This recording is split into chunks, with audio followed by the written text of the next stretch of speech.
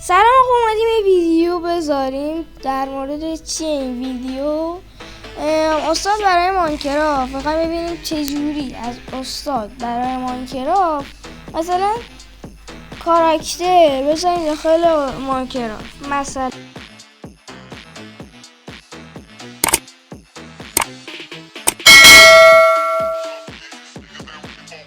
نه به عنوان مثلا چند تا چیز دیگه. خب حرف خاصی دیگه نمیزنم تا بریم.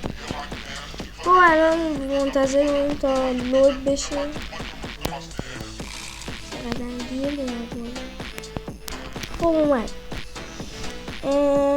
الان باید منتظریم. اومد. نوشته چی؟ پوسته ها. میزنیم روی پوسته ها. چند تا بخش داره، هر کدوم که دلمون خواست. مثلا هیولا، خب معلومه دیگه هیولای ماینکرافت نیست. بازی ها، هر بازی، حیوان، هر حیوانی، مثلا خرس، خرگوش،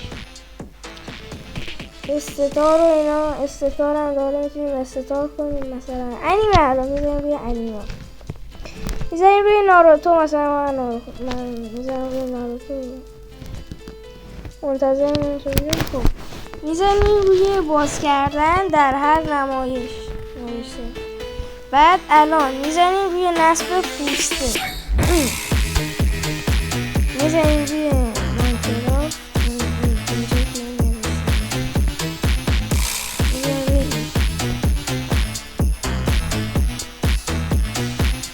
بعد میزنیم ماینکرافت. اینجا داره ماینکرافت.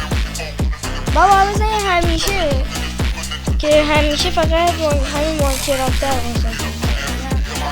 اگه دلتون خواست میتونیم بزنیم.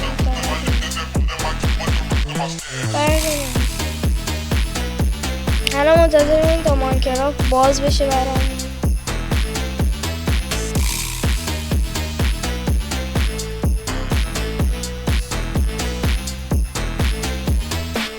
خب اومد. میزنیم یه بخش اسکرین، بخش ستا که اینجا میزنیم. منتظریم تا بالا بیاد.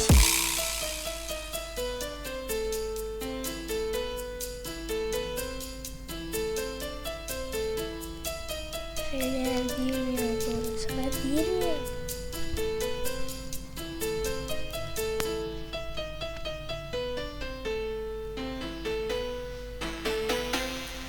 خب بعد از قرن‌ها اومد. میزنیم روی بخش اول، نه دوم، نه میزنیم روی بخش سوم.